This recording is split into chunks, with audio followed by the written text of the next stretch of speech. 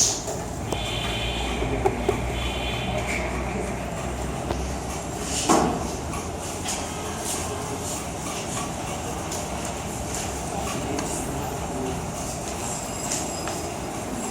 opposition today seems to worship the British. They seem to think that every good thing that we have today, every good thing that's in the Indian subcontinent is a direct result of the British colonization. Let me tell you what they're not. They are not these benevolent people. These are blood-sucking parasites of the Indian subcontinent. These are the people who extracted our resources. These are the people who enslaved our men and women. These are the people who raped our women.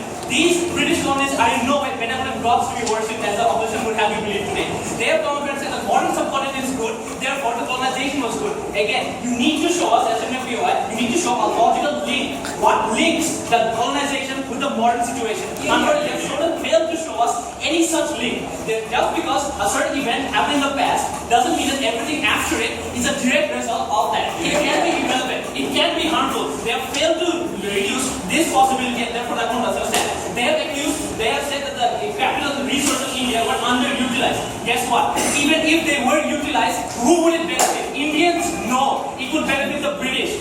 No matter how utilized or underutilized or overutilized the resources were, all the resources, the huge major of resources would go to the British, not the Indians. The Indians were paid a very, very miserable wage. No matter how much they produce, no matter how much they earn, no matter how much they utilize their resources, all of it went to the British. So again, this one does not stand either. They have also had a factual error in their claim that India now has 1.5% of the world economy. Again, this is a complete factual error. What we told you before is that 1.5% of the world economy was taken by India when the British left. And before the British came, how much did they have? 23%. 1.5%.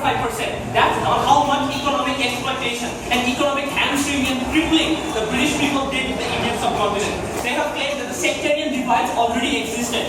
We don't deny that they already existed. We say the British made them worse. The British came and fueled the fires of sectarianism. The British came and using their power, using their military, using their money, they went to the two different sides. They went to Hindus and Muslims. They went to neighboring kingdoms. They went to warring factions that supported both sides. What was the name of this policy? It's simple. Divide and conquer. They divided India. They conquered India. They divided India through enforcing those already existing sectarian divides. They used this religious fighting against them. Whereas people have gathered over and moved on with these divides, with them, basically only because there was an outside influence that made it worse. Ireland got over its Catholic Protestant fighting. How? There was an outside influence from others to continue that fighting, so that someone else can come in and sweep away all the resources. That's why this doesn't stand either. They also believe people were dying anyway. As the first speaker has said, they didn't let the people grow rice. They wanted you to grow tobacco. They wanted you to grow opium. Why do they want to grow opium? Again, to further destroy China. Again, this is what the motives of the British people are. They want British people are to use the Indian people, use and abuse these people for their own personal benefit. They have said people were dying anyway.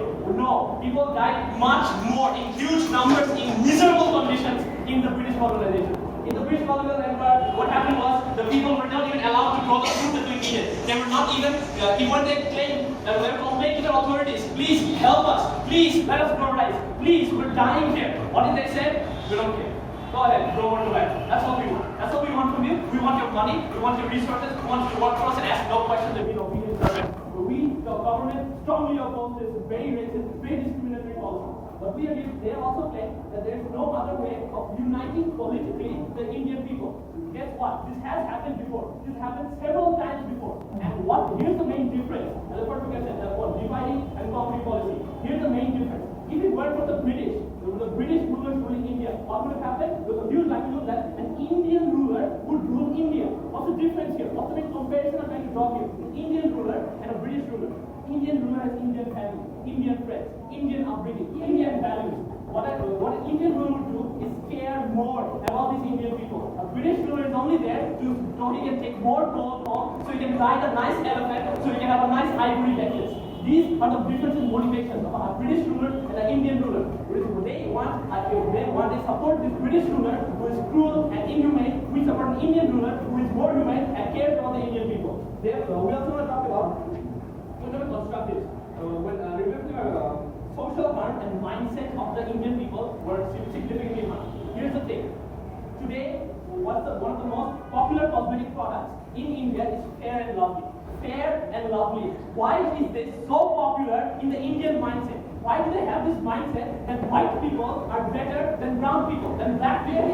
Where does this come from? Does it come from India? No. This comes from Europe. This comes from the British Empire coming into the country, coming in and demolishing them, raping them, killing them. This comes through that huge historical trauma. Historical trauma is what the British did to India. They came and they completely wrecked the whole stable society that they had. And to this, they give us, they built railways.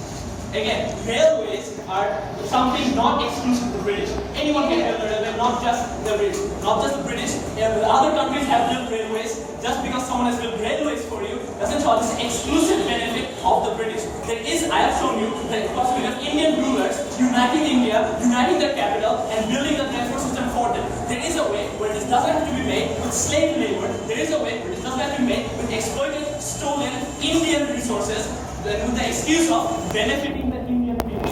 Again, we can easily see how hypocritical and inhumane and ridiculous their arguments are. We have shown you that they have come to India and they've introduced the Victorian British morality of the people. Before, homosexuals were not attacked in India. Before, homosexuality was not illegal. Before, women could wear what they want. But no, the British came in, and when they're ruling India, they wanted to be just like where they came from. They wanted to be just like the British. They're like the British Empire. And what happened there? Women were forced to cover up. The natural body of a woman was something shameful. The natural body of a woman was something shamed and covered up. This is what the British brought to India in terms of social change, in terms of bringing a more patriarchal society to India. If it weren't for the British, today we would have a much more feminist India, we would have a much more egalitarian India, where there isn't this marginalization of women, marginalization of minorities and homosexuals. The British isolated India. The British made sure that progressive ideals, made sure that the natural exchange of human ideas did not happen. When the British came to India and forced them never to trade with any other country but the British.